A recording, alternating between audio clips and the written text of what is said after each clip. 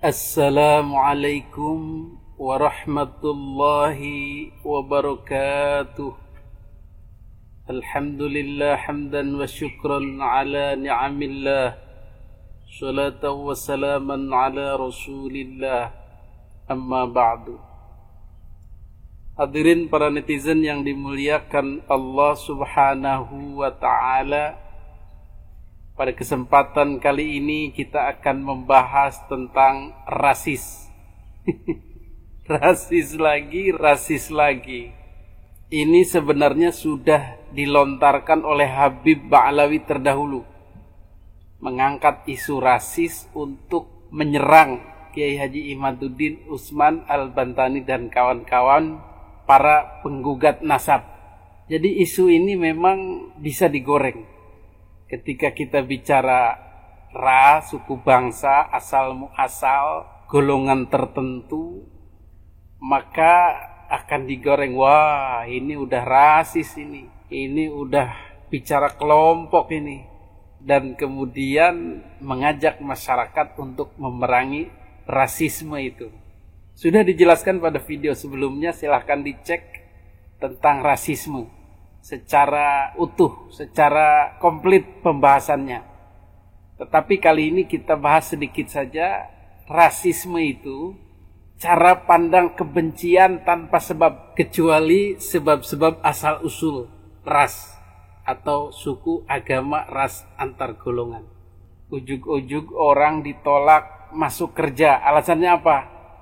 Dia orang Sunda, dia orang Batak, dia orang Jawa, atau dia agamanya Islam, atau dia agamanya Kristen. Itu namanya rasis. Ujug-ujug ditolak masuk klub sepak bola karena kulitnya hitam, berasal dari kulit hitam. Ditolak jadi pemimpin karena alasan-alasan sara itu, tanpa pernah dijelaskan penyebab di luar sara.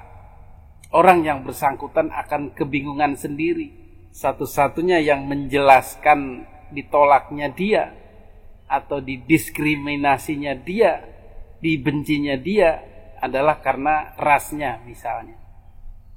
Itu bolehlah dikatakan rasis.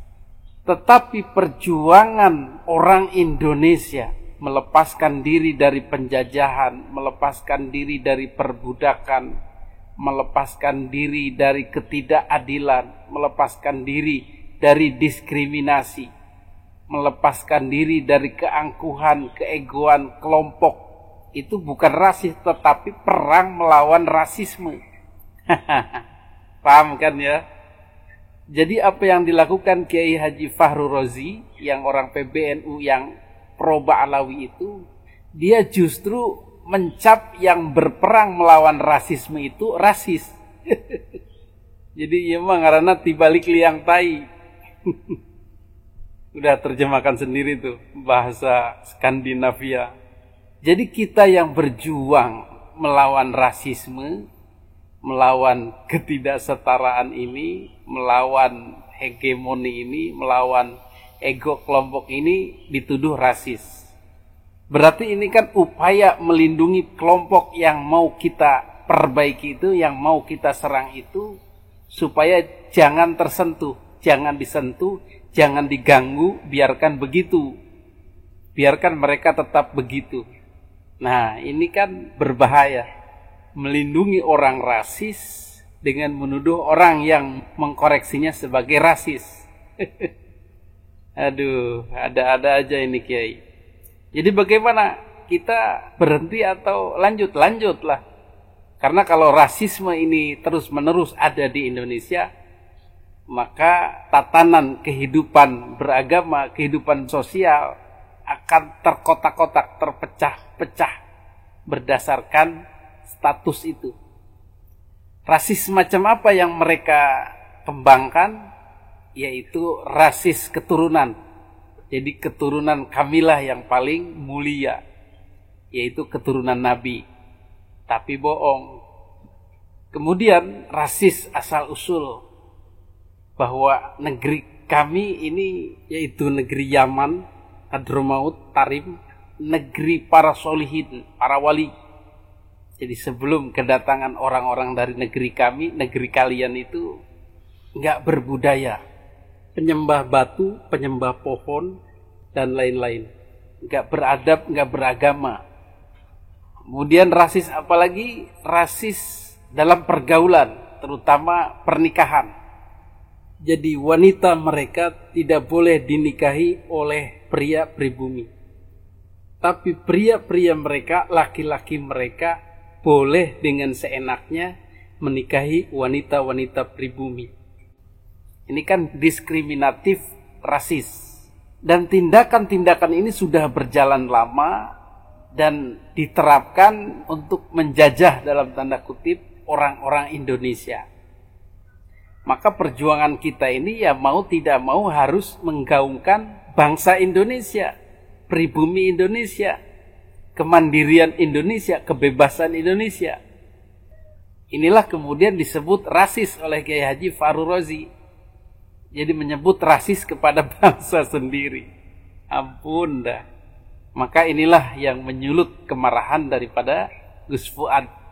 Beliau marah betul dan mengungkapkannya secara belak-belakan kepada Kiai Haji Fahru Razi. Yang mulai rasis itu siapa? Yang mulai rasis kan Habib Pak Alwi itu, yang merasa dirinya lebih tinggi, yang perempuannya tidak boleh dinikahi pribumi, ya kan?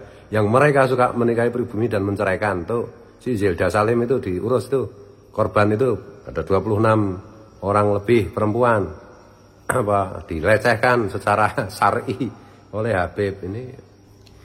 Kan baru sekarang aja ini Kiai Jawa, Kiai Nusantara disuruh ceramah di depan Habib. Kemarin disuruh ndelosor di bawah, ya kan? Sementara mereka Habib-Habib yang terbukti DNA-nya itu keturunan Yahudi Askenazi, mereka duduk dengan pongah, dengan dengan sombong gitu. Fahru Razi, antum itu kan wakil ketua PBNU. Kalau memang antum menolak tesisnya Kiai Ahmad, pakai itu lembaga Basul Masail PBNU, undang Kiai Ahmad dan teman-temannya, undang si Robito Alawiyah, si Taufik Segaf dan kawan-kawan dan budak-budaknya itu. Bikin Basul Masail yang benar. Mau berapa hari, mau berapa Jangan keluar-keluar kayak gini, dokter kayak gini. Dibilang rasis, siapa yang rasis? Siapa yang ngajari rasis? Kita rasis atau dalam tanda petik quote and quote mengatakan dianggap rasis, itu kan kita cuma ngomong aja bahwa Habib Pak Alwi itu semua tak terkecuali keturunan Yahudi Askenazi. Titik. Kalau nggak terima tes DNA, ya kan jelas itu. Maksud dokter nggak ilmiah. Oke, kalau soal tes uji kitab nasab sifatnya itu dzoni, oke, masih oke. Tes DNA gimana? Jejak DNA Habib Pak Alwi itu semuanya haplogrupnya itu G. Yahudi Askenazi gitu aja kok. Nggak paham gitu loh. Rakyat jelas aja paham kok. Gimana sih? Gini kok bisa masuk dalam struktur PBNU itu loh. Heran aku. Mau jadi apa ini NU nanti? Kalau orang-orang kayak gini. Yang kemarin itu seperti itu. Sekarang muncul lagi seperti ini. Yang menjengkelkan tuh gini loh, kiai-kiai itu. Kiai-kiai yang ngaku NU itu. Kalau di depan masyarakat, di depan santri, mereka gagahnya kayak kerupuk baru saja digoreng. Tapi ketemu Habib, kayak kerupuk kecemplung peceren itu. Apa itu harga dirinya di mana itu? Ya mending kalau Habib Pak Alwi itu terbukti DNA-nya itu nyambung ke J1, ke Quraisy, ke Kanjeng Nabi, atau setidaknya ke Sayyidina Ali. Lah enggak sama sekali, ya gimana sih?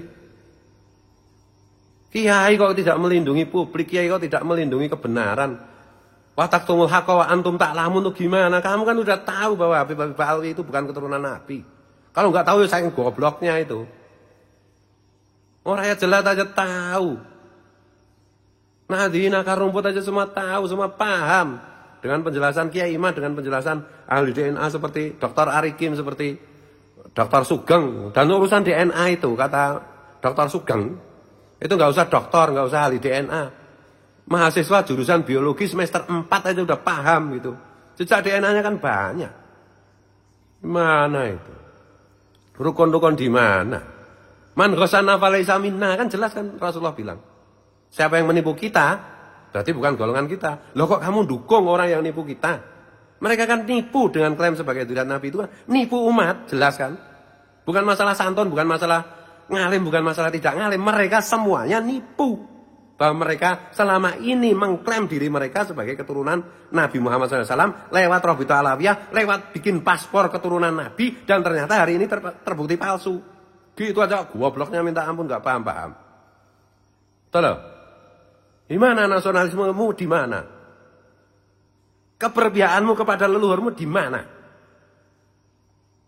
Keberpihakanmu kepada bangsamu mana? Jelas-jelas klaim mereka sebagai dzurriyyah Nabi itu membahayakan kesetaraan, membahayakan kebangsaan, membahayakan negara kita. Masih aja kamu muntar-muntir nggak jelas. Kalau penakut bilang aja penakut.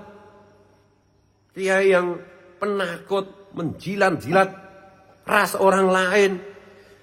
Yang ngaku-ngaku dzurriyyah Nabi ternyata palsu, apa-apaan, memalukan itu. Gak usah jadi kiai, gak usah jadi pengurus PBNU. Kalau begitu caranya.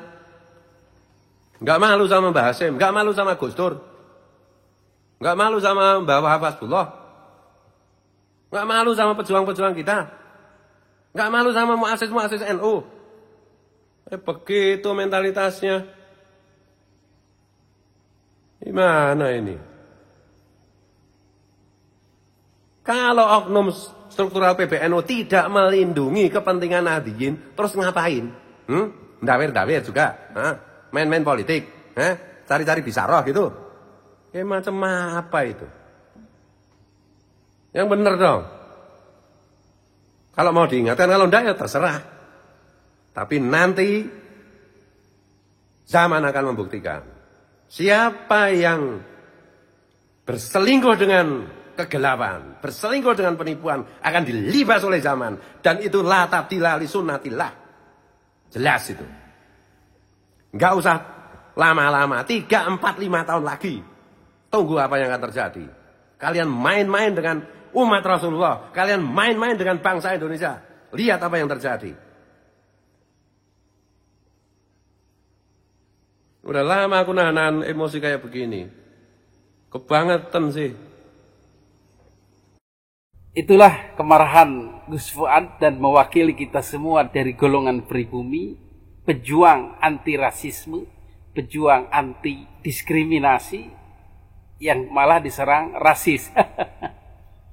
Masya Allah.